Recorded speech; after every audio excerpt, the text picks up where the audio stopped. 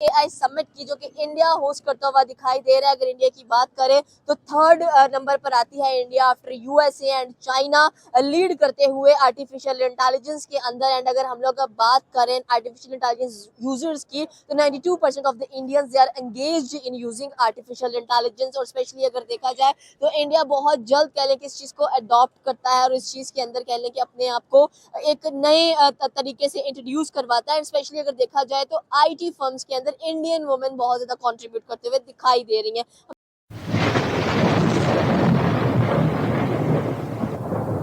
नमस्कार दोस्तों, स्वागत है आपका हिंदुस्तान डॉट में। दोस्तों, हाल ही के दिनों में इंडिया के अंदर एक बहुत बड़ी एआई समिट चल रही है और दोस्तों इस समिट को अटेंड करने के लिए दुनिया के बड़े बड़े सीईओ और बड़े बड़े बिजनेसमैन इंडिया के अंदर आ रहे हैं। दोस्तों, इंडिया की एआई समिट देख के पाकिस्तानी बहुत परेशान है और कहते हैं कि इंडिया पहले आईटी सेक्टर का किंग बन गया, अब इंडिया एआई सेक्टर में तेजी से ऊपर जाना चाह रहे हैं। तो दोस्तों, बिना टाइम वेस्ट किए वीडियो में आगे देखते हैं Pakistani public Indian AI summit के बारे में क्या कहते हैं। अगर आप नहीं हैं तो पहले चैनल को सब्सक्राइब कर लीजिए और वीडियो को अंत तक देखें। देखिए, पहली बात यह है कि आपने 3 टॉपिक्स में जिनको टच किया है। एक मैक्रोन का इंडिया का विजिट है, एआई समिट है, बिल्कुल, और तीसरा आपके पास है राफेल। बिल्कुल। पहले अगर हम बात कर लें राफेल पे, तो राफेल क्योंकि पहले जो अभी टेस्ट किए हैं इंडिया ने राफेल, वो मेड इन फ्रांस थे।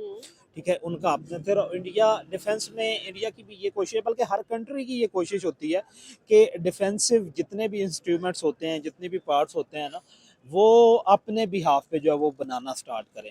अब देखें कि उन्होंने उनके साथ पहले डील ये की, उनके फॉरेन ऑफिस ने और उनके जो मिलिट्री अताशी थे, उन्होंने इस बात पे की कि आप हमें उसके जो राइट्स हैं वो मोर देन 50% दें, क्योंकि मोर देन 50% अगर उनके राइट्स आ जाते हैं तो फिर वो अपना टैग जो है, अपना लोगो जो है, अपना मीमो जो है वो यूज़ कर सकते हैं कि मेड इन इंडिया।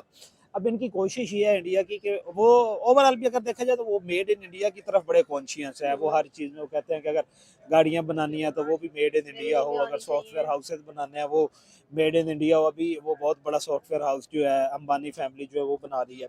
तो इसी तरह वो राफेल पे भी चाहते हैं कि जो राफेल के ड्रॉबैक्स थे, जो रिसेंटली जो स्टैंड ऑफ हुआ था पाकिस्तान वर्सेज इंडिया का, कि उसको कवर करने के लिए, क्योंकि जो रियलिटी बेस होता है ना, जो एग्जैक्ट इन्फॉर्मेशन होती है। कवर क्या करना चाह रहे हैं बेसिकली? मैं अगर हम बार बार यही कहेंगे 6/0, तो आई थिंक सो कि एवरी कंट्री नोज के क्या सच है क्या झूठ है। सो आई थिंक सो हमें अब छोड़ देना चाहिए कि 6/0, या वो कहते हैं कि हमने पाकिस्तान की 11/0 किया हुआ है। सो ठीक है, Rafale are good jets, they are making them in their own country, तो वो उसको और एक्सपोजर देने वाले हैं। देखिए, मैं 6/0 पे नहीं बात कर रहा, मैं ये बात कर रहा हूँ कि जो आपके पास काउंटर इंटेलिजेंस जो है, जिस हिसाब से इंडिया और पाकिस्तान की एक दूसरे के खिलाफ होती है, ओके, वो फ्रांस के पास नहीं है, क्योंकि दोनों ने एक दूसरे को कम्पीट करना होता है। तो इन्होंने अपनी मैन्युफैक्चरिंग जो है वो इस हिसाब से करनी होती है। सबसे बड़ा कुछ चीज़ जो है वो जो मैटर करती है वो डिस्टेंस मैटर करता है, और वो बाउंड्रीज मैटर करती हैं। अब इन्होंने उसी आर्टिफिशियल इंटेलिजेंस को यूज़ करके इन्होंने अपनी बाउंड्रीज जो है या बॉर्डर लेंथ जो है उसको कंसीडर करने के बाद इनको जो दोबारा रीशेप करना है या ये रीऑर्गेनाइज जो है उसको करना है, या उसमें कुछ ऐसी एडिशंस जो हैं वो करनी है। आर्टिफिशियल इंटेलिजेंस पे बात करें तो आपको पता है कि इंडिया यूएस के बाद सबसे ज़्यादा, या चाइना के बाद, जो कंट्रीब्यूशन है आर्टिफिशियल इंटेलिजेंस में वो इंडियंस के। इंडिया का और है। नो डाउट कि वो अभी उसने कहा था, इलोन मस्क ने कहा था कि आप तो ये कहते हैं कि वेपन इंडस्ट्री पर, कि मुझे तो ये लगता है कि जो आर्टिफिशियल इंटेलिजेंस इंडस्ट्री है ना, वो दुनिया के लिए सबसे बड़ा खतरा होगी। खतरा है। लेकिन कोई भी चीज़ अगर इन्वेंट की जाती है ना, तो उसके 2 पॉजिटिव एस्पेक्ट्स होते हैं, डेफिनेटली प्रोस पॉजिटिव एंड और कॉन्स हमें नेगेटिव, नजर आते हैं। दोनों होते हैं। अब अगर इसको पॉजिटिवली आप लोग यूज़ करें, तो मैं अभी ऑफिस होल्डर हूँ, ऑफिस में काम करता हूँ, मुझे बहुत सारे ऐसे लेटर्स वगैरह, ईमेल्स टाइप करनी पड़ती थी पहले, जो मेरे खुद लिखना पड़ती थी। बिल्कुल। अब सिंपली मैं जैसे भी उल्टे सीधे अल्फाज में चैट जीपीटी को बताता हूँ, वो उसको एक फॉर्मेट की सूरत में मुझे दे देती है। मैं वहाँ से कॉपी करता हूँ, नाम चेंज करके तो पेस्ट कर आपको ऐसा देता नहीं हूँ। लगता कि that AI is taking the job of humans? बिल्कुल, हाँ, ये भी बिल्कुल ऐसा है कि ये आप जहाँ पे आपके पास 100 वर्कर्स की हाँ, नीड्स थी, वहाँ पे हो एग्जैक्टली। सकता है कि एक चैट जीपीटी जो है, एक बंदा जो बस इसका यूज़र होगा, वो उसको जो है यूज़ करके तो इसको अपना वर्किंग लोड जो है वो एफिशिएंसी ज़्यादा कर लेंगे, और जो ह्यूमन रिसोर्सेज है उनको कम कर देंगे। तो इसमें भी कोई डाउट नहीं है।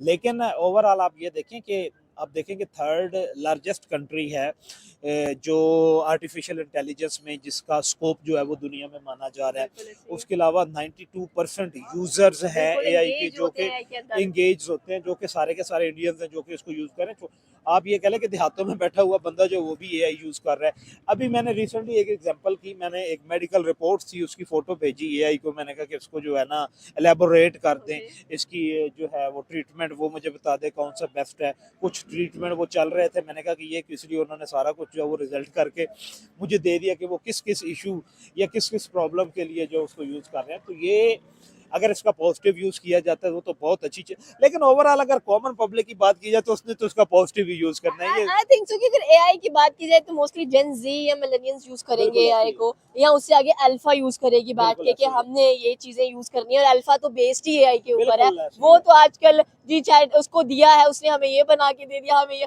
और हम अभी भी रगड़ रहे होते हैं कि नहीं नहीं हमें ये चीज यहाँ से चाहिए, तो ये हमारे काम की नहीं है। सो एआई डेफिनेटली डेंजरस है, बट आई थिंक सो कि आपका आधा बर्डन स्ट्रेस भी कम कर रहा है। एंड प्रोबेबली अगर देखा जाए कि India is competing China and USA in AI, तो ये सबसे बड़ी बात है। देखें उसमें कोई डाउट नहीं है। उसकी रीजन ये है कि इंडिया के बहुत सारे जो आईटी एक्सपर्ट है ना जो कि यूएस में बैठे हुए हैं। यूएसए उसने खुद कहा था कि हमें इंडियन ब्रेन्स की जरूरत है, इंडियन ब्रेन्स की जरूरत है, और इन्होंने ये जो ब्रेन ड्रेन हुआ है अब इसने इंडिया ने यूएस की मार्केट को भी कैप्चर किया हुआ है। अगर आप ये देखें पूरी दुनिया में, तो अगर इंडिया यूएस में सबसे ज़्यादा मेजोरिटी जो है पॉपुलेशन जो कि उनकी टेक्नोलॉजी बेसिस में काम कर रही है वो इंडियंस ही हैं, और उन्होंने उसको पूरे के पूरे को कैप्चर किया हुआ। आप एक्स पे देख लें, आप फेसबुक पे देख लें, आप गूगल के देख लें, अमेजोन में देख लें, माइक्रोसॉफ्ट में देख लें, एप्पल वालों के पास देख लें, तो सबसे ज़्यादा जो है वो इंडियंस है। तो वो इसको यूज़ कर रहे हैं। अभी आप ये देखा कि वो अपना आईटी हब जो है वो उधर जो है वो बनाने लगे हैं, इंडिया में बनाने लगे हैं। वो भी एक चीज़, एक एडिशन है उसमें। तीसरी बात, अगर आप उस पर चले जाए, मैक्रोन का विजिट जो है, ये विजिट बेसिकली रिसेंटली आपने देखा था कि उनके रिपब्लिक डे पे जो यूरोपियन यूनियन की प्रेसिडेंट थी उसने और वो मदर ऑफ ऑल डील्स और वो इस तरह की थी। एक गवर्नमेंट जो है ना, डेमोक्रेटिक गवर्नमेंट जो होती है ना, वो अपने आप को इंगेज रखती है इस तरह की एक्टिविटीज में ताकि पब्लिक उनके साथ इंटैक्ट रहे।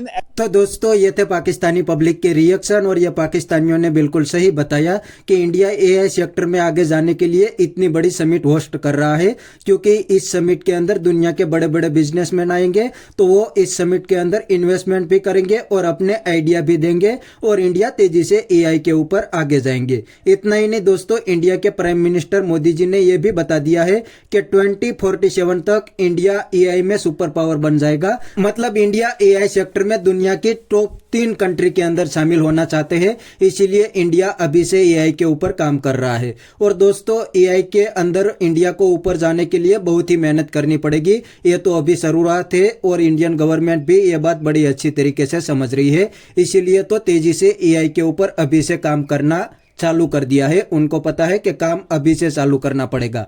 तो बस दोस्तों आज के वीडियो में इतना ही। अगर आपको ये वीडियो पसंद आया तो वीडियो को लाइक शेयर कर दीजिए और चैनल को सब्सक्राइब करना मत भूलिए।